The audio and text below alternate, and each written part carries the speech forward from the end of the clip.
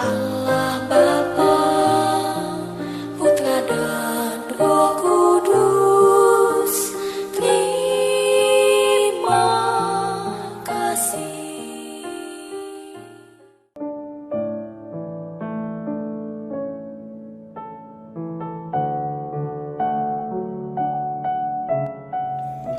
Shalom, selamat pagi.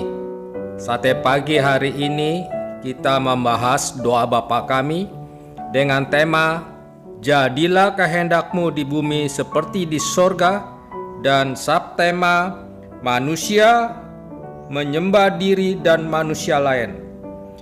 Manusia macam kedua bukan menyembah materi, bukan menyembah yang diciptakan, tetapi mereka menyembah diri dan menyembah sesama manusia.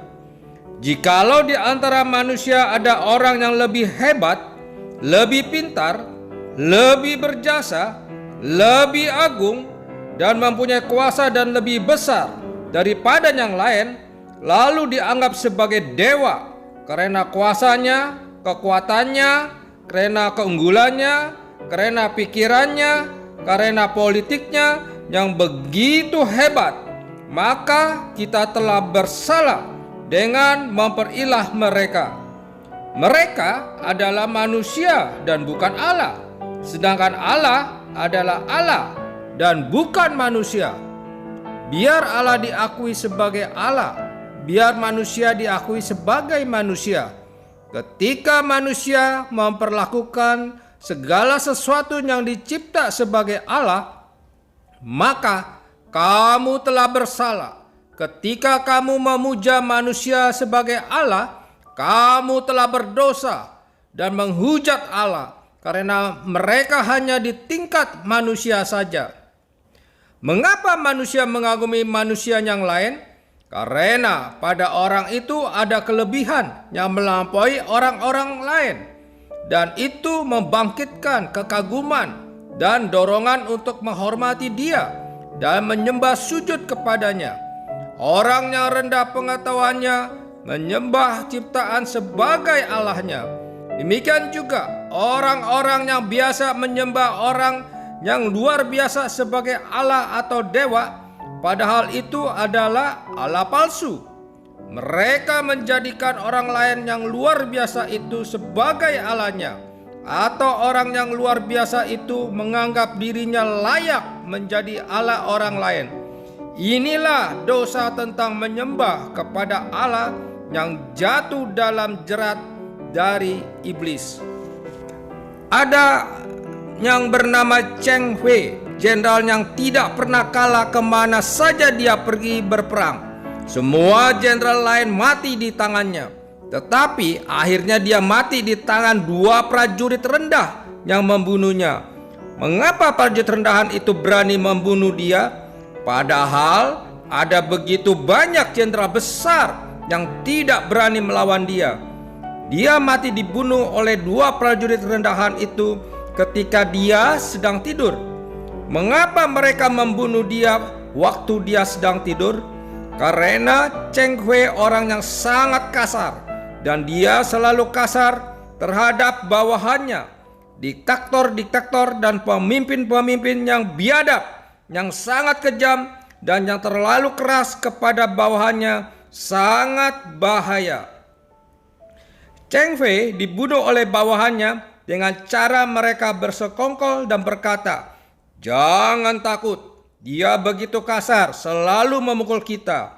Mari kita sekarang membalas dendam dan kita akan membunuh dia."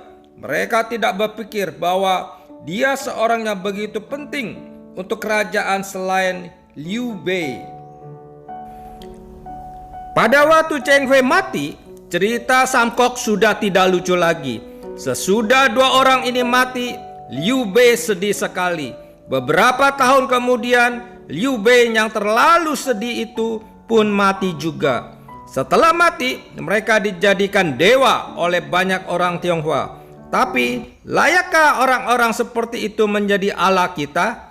Kenapa orang Tionghoa menyembah mereka?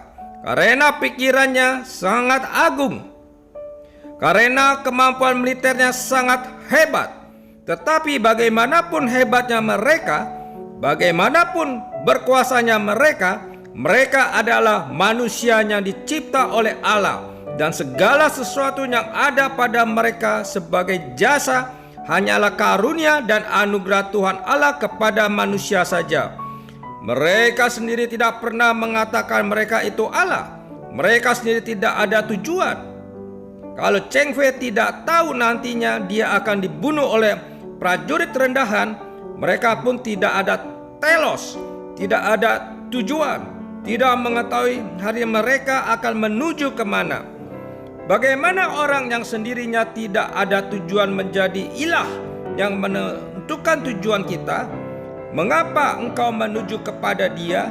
Mengapa engkau menjadikan orang-orang besar itu menjadi ilahmu?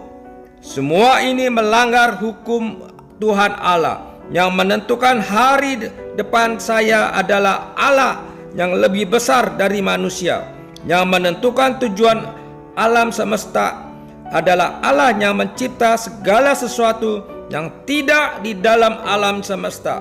Yang menentukan tujuan hidup kita juga adalah yang menentukan tujuan dari seluruh umat manusia. Yang menentukan seluruh tujuan dari segala sesuatu ini adalah Allah yang menciptakannya. Allah mempunyai tujuan, mempunyai target, mempunyai rencana, mempunyai kehendak yang lebih tinggi daripada manusia. Maka berkatalah, datanglah kerajaanmu, jadilah kehendakmu di bumi seperti di surga.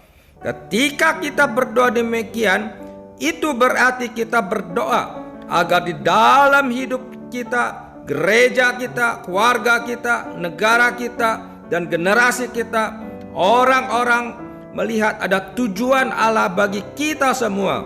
Lalu kehendak Allah boleh dilaksanakan di bumi ini, seperti halnya kehendak Allah yang dilaksanakan di sorga. Mari kita berdoa. Bapa surgawi, satu hal lagi yang kami belajar mengenai doa Bapa kami. Biarlah kami tidak menyembah sesama kami, karena manusia adalah ciptaan Tuhan. Biarlah Tuhan yang kami sembah adalah Tuhan yang agung, Tuhan yang mulia, yang harus disembah oleh seluruh umat manusia di bumi ini. Terima kasih ya Tuhan, Engkau sungguh baik. Di dalam nama Tuhan Yesus Kristus kami berdoa. Amin.